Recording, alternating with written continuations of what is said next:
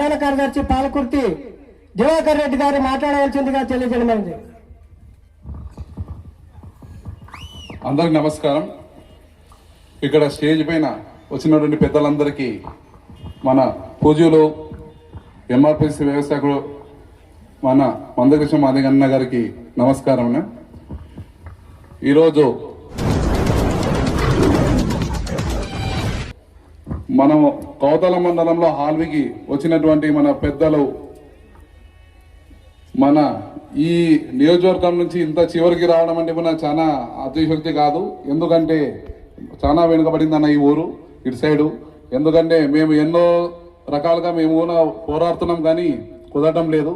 కానీ మేము మా వంతు సాయంగా మేము కూడా చేసుకుంటూ వస్తున్నాము. ప్రతి గ్రామానికి ప్రతిదీ ఏంటంటే మన అంబేద్కర్ విగ్రహం ఓపెన్ చేసింది కానీ కాకుండా కానీ మేము ఏదైనా కానీ మా తరఫున ఏదైనా అందరికీ సహాయశక్తులు అందిస్తామని చెప్పి కోరుకుంటున్నాను. ఈ అవకాశం చూపేదానికి ధన్యవాదాలు. మందమాది కృష్ణ అన్నయ్య గారికి మరియు కూటమి ప్రభుత్వం వారికి మరియు గ్రామ ప్రజలకు మరియు యూత్ చేసిన మందమాది కృష్ణ అన్న గారికి ధన్యవాదాలు, నా హృదయపూర్వక ధన్యవాదాలు అన్నయ్య. నిజంగా మన కౌతమ మండలం అంటే వెనుకబడిన ప్రాంతం, అన్ని విషయంలో వెనుకబడిన ప్రాంతం. చదువుల విషయంలో కానివ్వండి, మళ్ళీ గ్రామ విషయంలో కానివ్వండి. విజ్ఞప్తి మరి దేవన్న మాదిగ గారిని వేదికను అలంకరించవలసినదిగా విజ్ఞప్తి. ఈ యొక్క నియోజకవర్గ వాసులు కాబట్టి వాళ్ళను కూడా పరిచయం చేయవలసినటువంటి అవసరము ఎంతైనా ఉంది కాబట్టి వాళ్ళని ఆహ్వానిస్తున్నాం.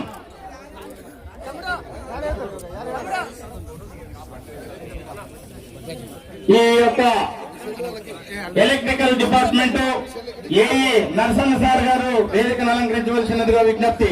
దయచేసి జిల్లా ఇన్ఛార్జి వారులు మహాజన సోషలిస్టు పార్టీ రాష్ట్ర నాయకులు రెడ్డి అలంకరించవలసినదిగా విజ్ఞప్తి. అదేవిధంగా ఆలూరు మార్కెట్ యార్డ్ చైర్మన్ అన్న బిల్లగల్లి వెంకటేశ్వర్లన్న గారిని వేదికను అలంకరించవలసినదిగా విజ్ఞప్తి. అదేవిధంగా విజయ్ మాదిగ గారిని వేదికను అలంకరించవలసిన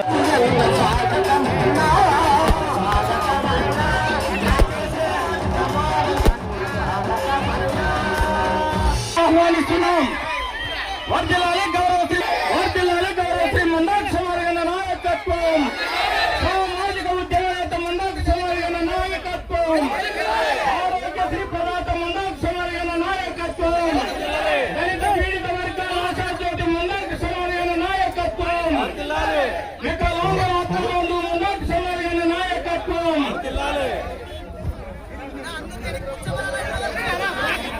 దయచేసి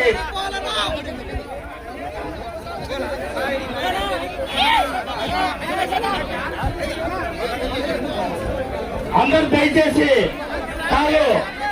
సాధించిన పోరాట ఫలమే ఆయన చేర్చిన రాజ్యాంగంలో చేర్చిన రిజర్వేషన్ల అనే విషయం మనందరూ తెలుసు.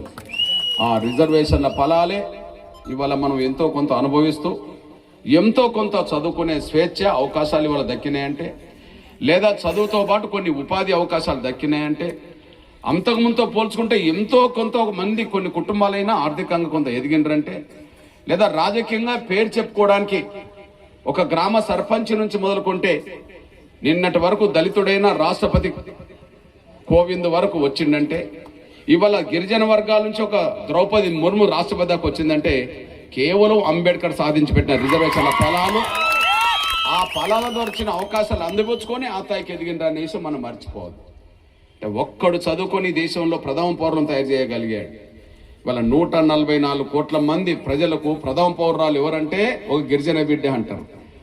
ఆ గిరిజన బిడ్డ కంటే ముందు ప్రథమ పౌరుడు ఎవరు అంటే ఒక దళితుడు రామ్నాథ్ కోవింద్ అంటారు. అంటే ఊరి అవతల నెట్టివేయబడ్డ ఒక కులం నుంచి ఈ